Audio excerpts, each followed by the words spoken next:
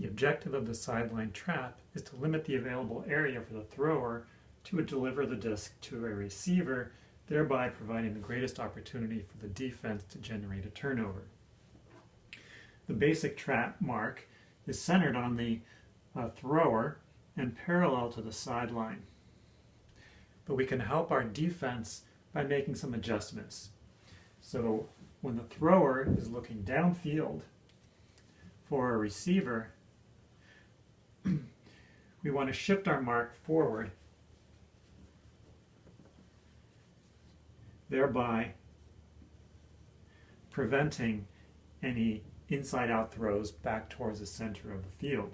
Note that in this case, the mark is shifted forward. It's primarily a shift in location, but not in orientation. That is, we aren't going to try to stop upline throws by placing a mark like so. We're just going to move the location of the mark, keeping our parallel orientation with respect to the sideline. The reason why we do this is because if you do shift the mark so that you're now turned at an angle relative to the sideline, it's going to make it more difficult for you to readjust back into position, particularly for our next step, that is when the thrower diverts his attention away from the downfield receivers and starts to look at the dump. So when that happens, which may be right away for some throwers, though most throwers choose to look downfield first, but once the thrower looks towards this dump, this mark is going to shift from up here to back here at an angle. And in this case, we've shifted back and rotated our orientation somewhat to make it difficult for the thrower to deliver a backwards throw. The reason why we do this is because now this defender, realizing that his thrower is hot, can concentrate primarily on stopping the upfield strike cut and play up here. You can do this because any dump cut is largely prevented by this marker.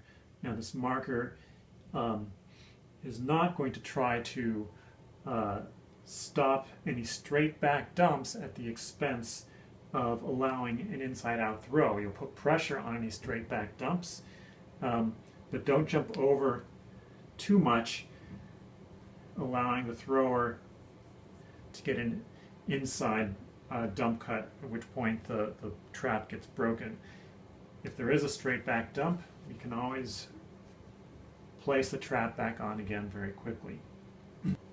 Now if the thrower, or if the marker is preventing this, and the dump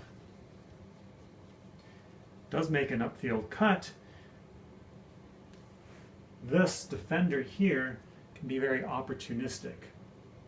If he sees that strike mark coming, you can look inside, make a flash to the inside poach, and if the thrower does deliver the throw up here, you can often get that the defense and force a turnover.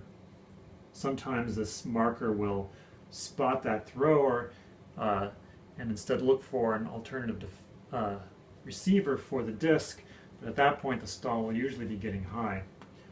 Now once this thrower does commit to this dump, even though the mark is back here, if the thrower and the dump have committed to the strike cut, you can always put more pressure again on the thrower by moving your mark further up. Note that if you do make this cut as a second defender back here, you can help out by covering for this player. Also, if you are this person who makes this cut, keep in mind that you're the one that's responsible for making sure that you don't end up in any dangerous sort of collisions.